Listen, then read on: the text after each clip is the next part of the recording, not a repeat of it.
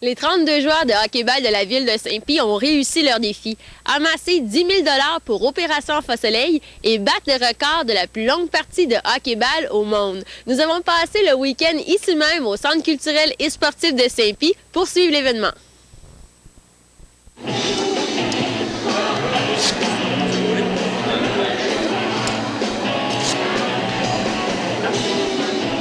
On va savoir pourquoi cet événement-là est organisé. On a ici justement la personne instigatrice de ce 30 heures de hockey-ball. Bonjour Nicolas. Salut. Pourquoi on va organiser cet événement-là? Une idée parfaite de même qui m'est venue un soir là, dans le pont. J'étais avec les gars ici, tous des bons jacks, tous des gars, une bonne gang qu'on est. J'étais avec les gars à embarquer. Ça a pris un peu de temps au début. Là. Les gars étaient un peu réticents, mais ça a embarqué. Quand ça a embarqué à 100%. Après ça, on a réussi, on a décidé de mettre une bonne cause avec ça, Opération Enfant-Soleil.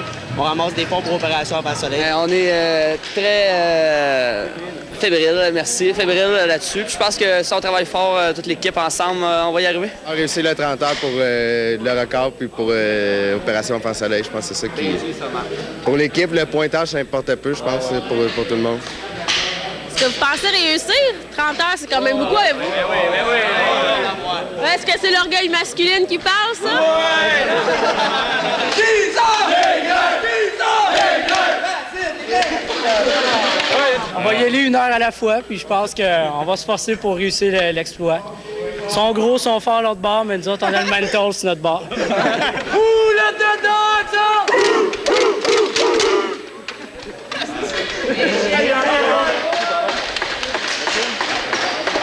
À 9 h, c'était la première mise au jeu de cette partie de hockey d'une durée de 30 heures. Hey les gars, une petite question. Je sais pas si vous voyez, mais là, ça fait déjà une demi-heure que vous courez sur le terrain. Vous avez commencé ça en force. Est-ce que vous savez qu'il en reste encore 59 demi-heures? Ouais. Il en reste juste 59. Les gars, on est dans la merde! On est dans la merde! Ouh, le dedans, ça! Ouais, est-ce que vous croyez que ça va être difficile, ces 59-là? Ah ouais? C'est sûr! On va travailler fort, On va lever le patin. Faut continuer à être confiant. Bon, on vient vous voir dans quelques demi-heures. Une semaine avant l'événement, le frère de Nicolas Ducharme a appris qu'il avait le cancer. Une nouvelle qui a bouleversé les participants, mais qui leur a fourni une motivation supplémentaire pour relever ce défi. On sait tous que David va avoir un combat difficile à vivre dans sa vie. Puis vu qu'on est avec lui, mais on va lui remettre un chandail pour dire que tous les boys sont avec lui.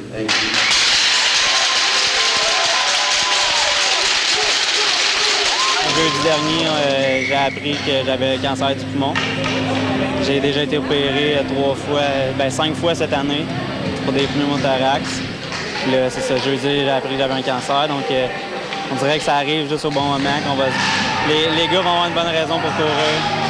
Et toi, justement, s'ils réalisent et réussissent cette journée-là, cette victoire-là, en quelque sorte, ça va sûrement te donner de la force pour toi aussi. Une bonne motivation, exactement. Autant morale. Savoir que mes chums sont en arrière de moi, puis qu'ils courent pour moi, puis ils courent pour une bonne cause. Ça va me donner une bonne motivation pour passer à travers. La trousse de premiers soins. Durant la nuit, la fatigue et les blessures étaient au rendez-vous. Les joueurs ont commencé à voir l'ampleur du défi auquel ils s'étaient engagés. Alors, il est 1 h du matin, c'est une pause que vous preniez bien méritée.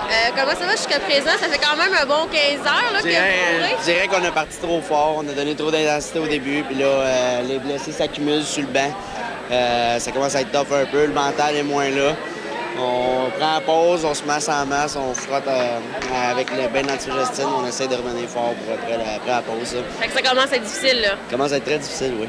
Très, très, très difficile. Ça fait mal aux genoux, je sais pas c'est pourquoi, là, mais c'est ça, là, ma mère est technicienne en réadaptation physique, elle pense une entorse aux genoux. Le nerf sciatique débloqué et tout, fait que j'étais plus capable de lever ma jambe. Mais on a eu des infirmières de premier plan, puis ça a bien été tout, ils m'ont bien aidé, fait que je devrais être capable d'être en mesure de revenir suite après ça, là, après cette pause-là. 30 heures, c'est beaucoup d'heures. Là. On a un peu plus que la moitié, je pense, là-dedans. Puis, on commence déjà à essayer de voir le bout. C'est pas facile, mais... Comme là, on repart à zéro, finalement. C'est ça. À toutes les fois, c'est toujours jusqu'au prochain 3 heures, des petits objectifs. C'est comme ça qu'on en vient à bout. Est-ce que vous attendiez à ce que ce soit aussi difficile? Ben, mettons que 30 heures, c'est 30 heures sans dormir et tout ça, c'est un événement qui est assez difficile pareil à faire.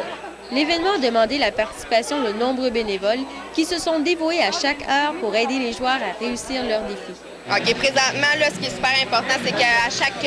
les joueurs accumulent leur temps pour les pauses. Donc, c'est pas perdre une minute. Donc, on prépare la nourriture pour que les joueurs soient prêts à manger, qu'ils ne perdent pas une minute de leur temps. La nourriture, l'eau, c'est super important, l'hydratation. Les blessures, on les masse, évidemment. Tantôt, j'ai passé à peu près le 3/4 de l'équipe. Là, regarde, ça détend, puis ça lui fait du bien. On est là pour ça. La caméra.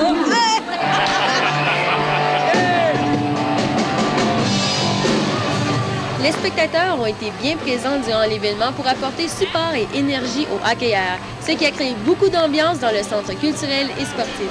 Venir encourager les jeunes, parce que je trouve que c'est une belle cause aussi. C'est ça, encourager les jeunes. Parce que moi, j'ai mon garçon qui joue, puis des neveux, mon filleul et tout ça. Fait qu'on s'en vient les encourager.